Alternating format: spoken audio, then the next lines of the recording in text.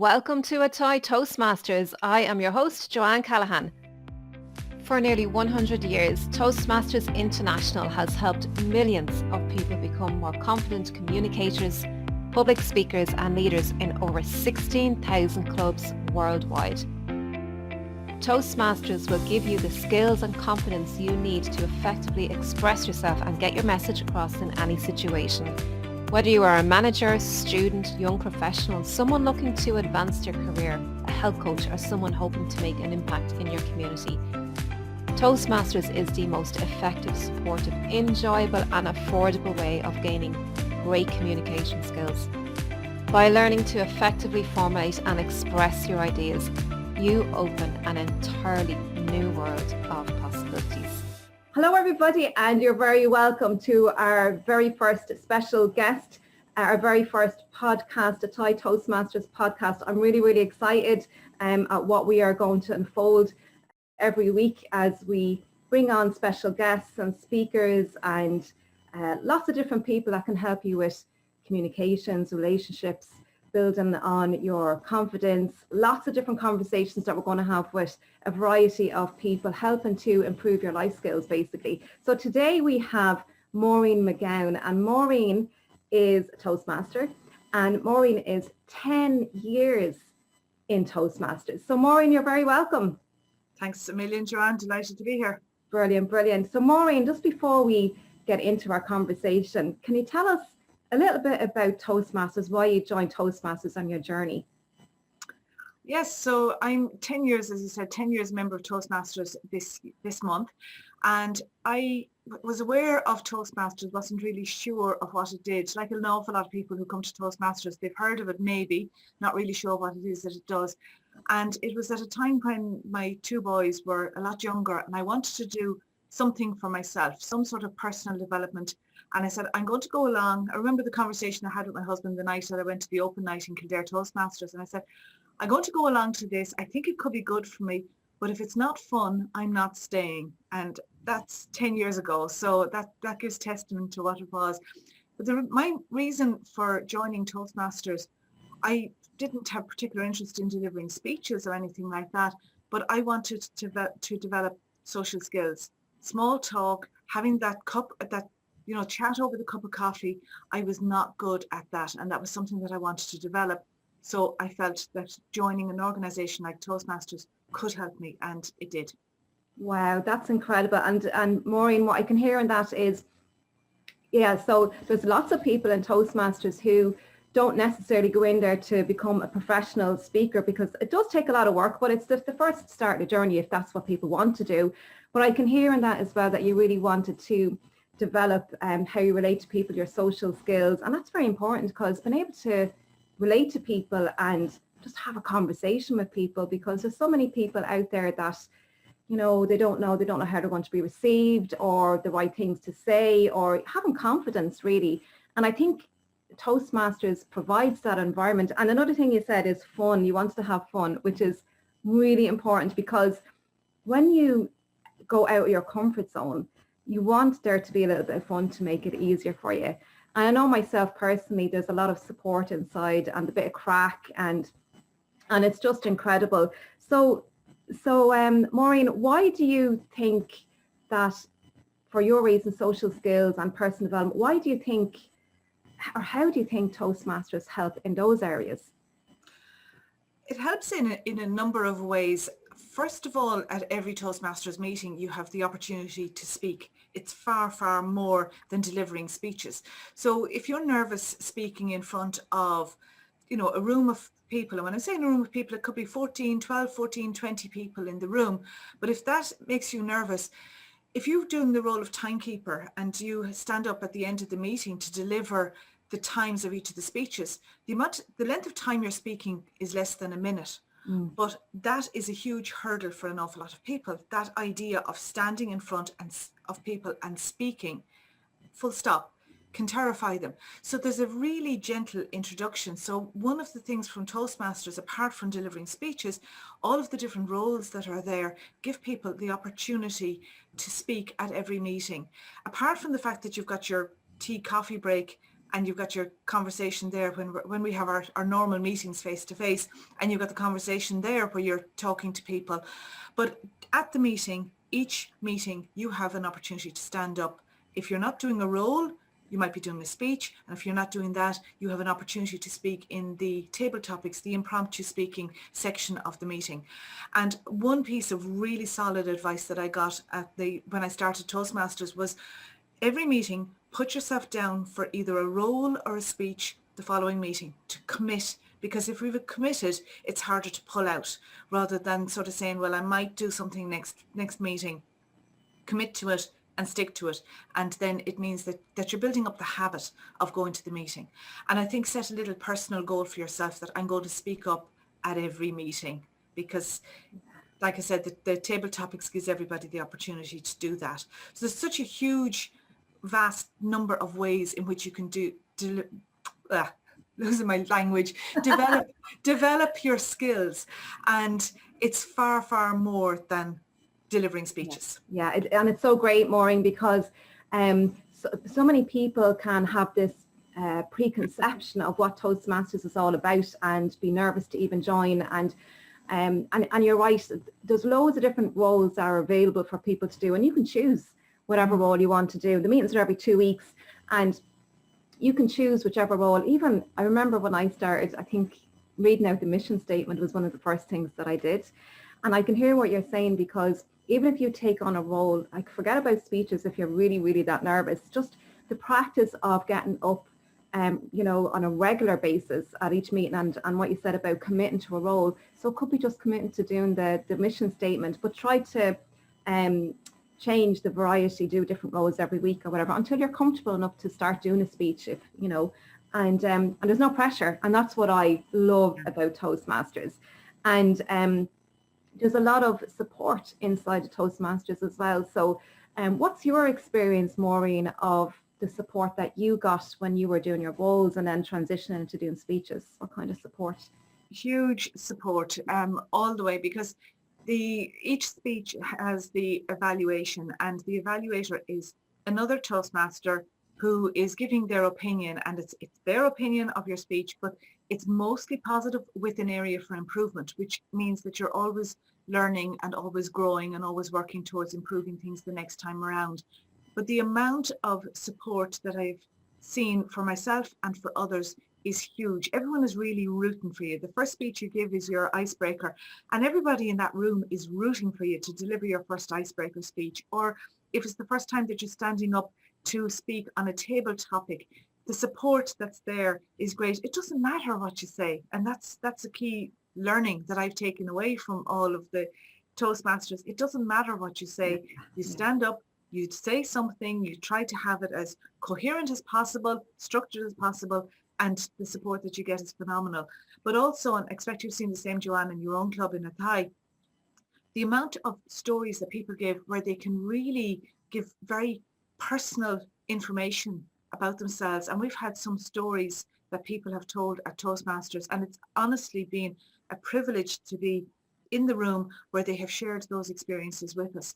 Whether it was somebody who told the story of by a phone call that he made one night, discovered a couple of months later that he had prevented a friend from ending his life that night.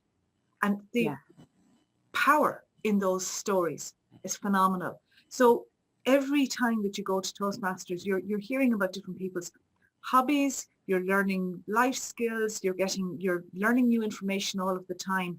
So all of that is going on. It's a fantastic organization. And I can really relate to that. I remember when I did my Toastmaster, my icebreaker, and the icebreaker it's called an icebreaker for the proper reason. It's a very first speech, and you're breaking the ice basically, so that's why we call it the icebreaker. And I remember, Maureen, my very first speech, and the icebreaker tends to be all about you, because you don't have to go doing any research about yourself. You know who you are and the life that you've had. So a lot of people talk about themselves and their upbringing or whatever, or their hobby or whatever it is. So that's normally what most people speak about. And I remember I talked about my life story and my experiences growing up, and I actually found it quite moving. I moved myself, I moved everybody in the audience as well, but it was quite therapeutic actually. and a lot of people, you're right, like the icebreakers tend to be, and it's a very safe environment. And I think it's great because people can actually open up. Now, you don't have to talk about anything dear to your heart if you don't want to, but like a lot of people use that opportunity and people can relate to you and create them stronger bonds. And that's really, really important. So there's a great community inside of Toastmasters. And I always remember that now, and I got on the yard, they're rooting for you. And when you finish your icebreaker, they're like, yes, yes, and they're applauding you and congratulating you, and you always get positive feedback on the evaluation for your icebreaker. And because you're not really been, the main objective is just to get up there and speak, as you say. Yeah. And it's just an incredible feeling. It's just really, really brilliant. So Maureen, can you tell us, let me see, your favorite bits, your favorite memories maybe of Toastmasters, because you're in it 10 years now and you've been through a lot. You've excelled and you've gone into competitions and all sorts of things. So can you tell us, Maureen, probably what would be your favorite memories of Toastmasters? My favorite memory was the year that I was club president, and we had a phenomenal year that year. And we had a visit by Toastmasters royalty. It was, the name escapes me, Mohammed Murad, who was the immediate past president of Toastmasters International. He visited our club, and we had a huge open night that night. And that was a really impressive night, impressive meeting. It was also the first year that we, as a club, so just for listeners who are not familiar with Toastmasters, there is a points system, if you like. So each club is trying to become a distinguished club, or President's Distinguished is the ultimate honour. And that's where you achieve 9 or 10 club points. And it was the first year for Kildare Toastmasters that we became President's Distinguished the year that I was president. So that's very, very fond memories. And we've been President's Distinguished every year since then. So our club is going very strong. So. Wow, what an achievement. That's a really great achievement. Yeah, so it really goes to show the standards, and the members are obviously enjoying it, and yeah, it's really succeeding, and it's so fantastic. And yeah, there's clubs usually in towns, so there's one here in Tye, there's one in Kildare, one in Carlow. So each town would normally have, or there's a club somewhere near you, but there's a lot of them all around Ireland for anyone. And right now, with the times that we're in, Maureen, we're going Zoom. So we've had visitors from Germany and England and all over the place as well. So you're just not limited. So you can actually join and visit any other club as well. And if you're not a member of Toastmasters, guests can come along and join the meetings. So they can come to a couple of meetings and just check it out and sit back in the background and just observe and just see what it's all about. So it's a great opportunity for guests to come along and to find out more about Toastmasters. So we're a few minutes in now, Maureen. So I just wanted to ask you as well. So you're in Kildare at the moment. Yes. Are you in any other clubs as well, or is it just Kildare that you're in? No, just Kildare Toastmasters. Yeah. But I visited a number of clubs, and particularly when I was the area director last year, then obviously I was visiting all of the local clubs around, and virtually, I haven't travelled too far virtually, but I did attend Georgia in the States. I attended a club meeting there on a Saturday morning, and just feeding on from what you said, that because of Zoom, you can if you wanted to attend a Toastmasters meeting every day of the week, literally you can. And with different time zones, you could probably be on 24/7 if that was what your wish was. But it is a great way of getting to know new people. That's great. Yeah, it's great. And what I love, because I've joined other clubs as well, and really the purpose of that was to see how they were running their meetings, and just to see, because there's different, and I love the American accents as well, and Australia, and it's just great to connect with other people in different countries as well. Just not limit yourself to Ireland or whatever country you're in, and just so many opportunities. And it's great for networking as well. And you may have relationships with people, like friendships outside of Toastmasters as well, that you can build on. It's a great way to do that as well.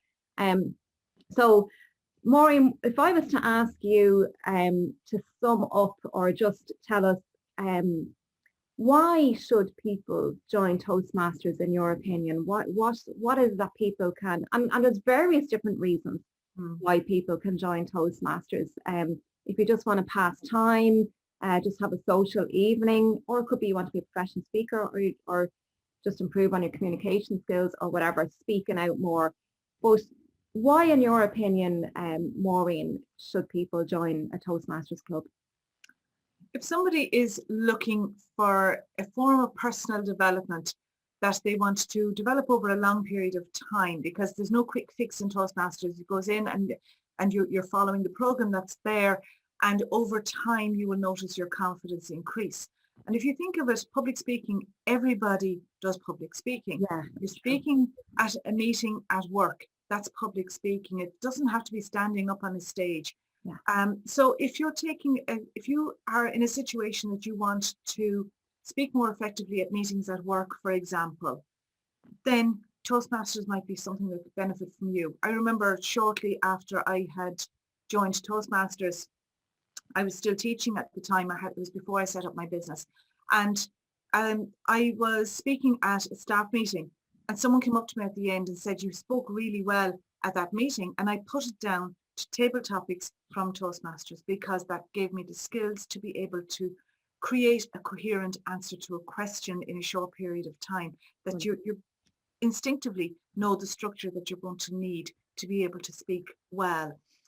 That can be speaking, it could be somebody who has a speech coming up for a retirement or for a wedding, and they want to upskill, get practice, they can get a trial run. We've listened to many wedding speeches, best man speeches, groom speeches, and bridesmaid speeches in our club, given feedback there as well. So it could be a specific event somebody has coming up and they want to prepare for that.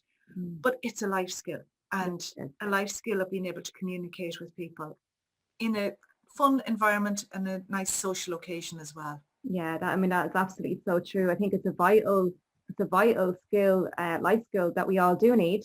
And what better place to do it than in Toastmasters? And there's no pressure.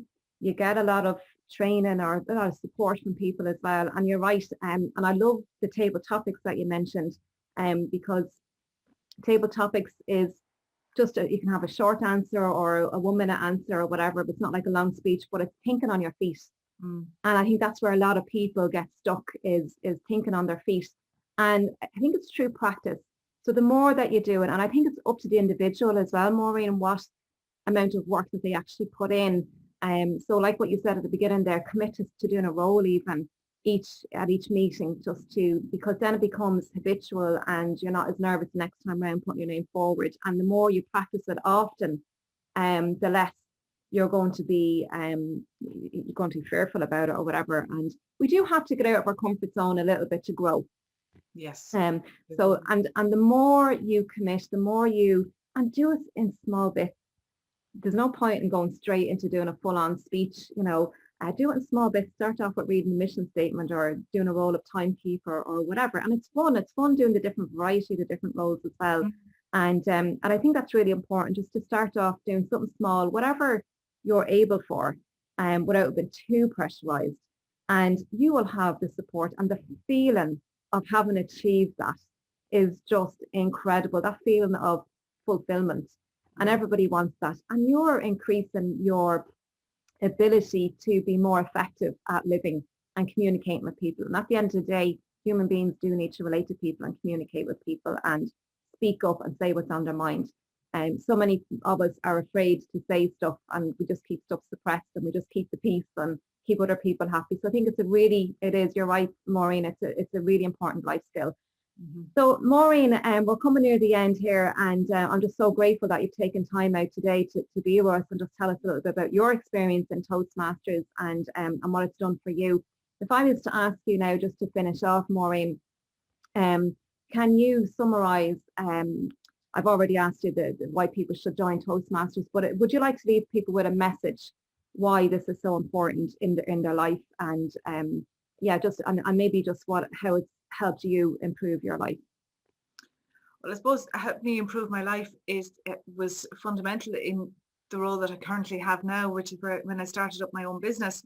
And without Toastmasters, I wouldn't have done that. One aspect, Johann, that just we haven't mentioned on is the whole mentoring side of things, and Yeah. having mentors in Toastmasters. So you arrive in and you're not sure as to what to do or how you can do anything, or even the thought, if you're listening to this podcast and you're thinking, I wouldn't have a clue where to start doing a speech.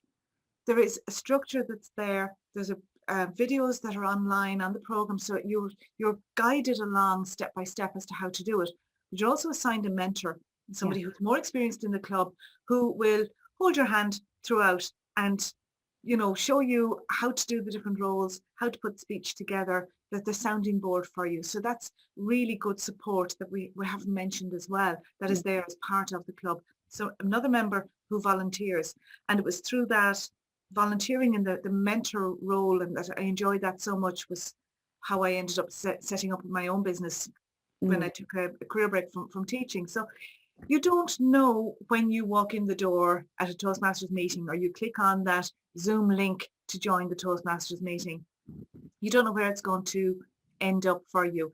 You might attend a meeting and decide it's not for you. I attended my first Toastmasters meeting many, many years ago, when shortly after I moved to Naas, I attended my first Toastmasters meeting.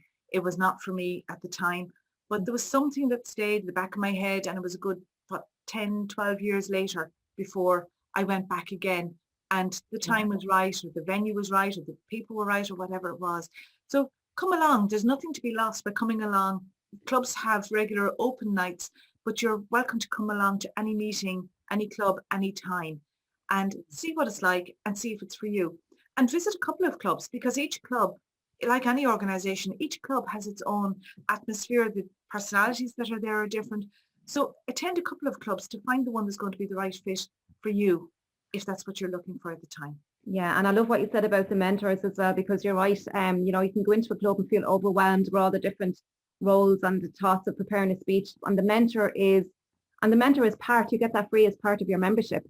So it's just, and you can call them anytime outside of a meeting and have a conversation with them. They literally do hold you by the hand, and it's another support mechanism. And all the videos online, the help tutorial videos, there's lots of support to help people through, and the mentor can go through all that, and even another member of the club as well. Everybody is just so helpful. That's the one aspect that really stood out for me, was the friendly environment and the support as well that's there available in Toastmasters. So Maureen, we're definitely at the end here now. So Maureen, I just want to really acknowledge you for coming on, and the amazing work that you're doing inside of Toastmasters, helping to improve people's lives. And thank you so much for coming on today, and have an absolutely fantastic day. Thanks a million, Joanne. Enjoyed the chat.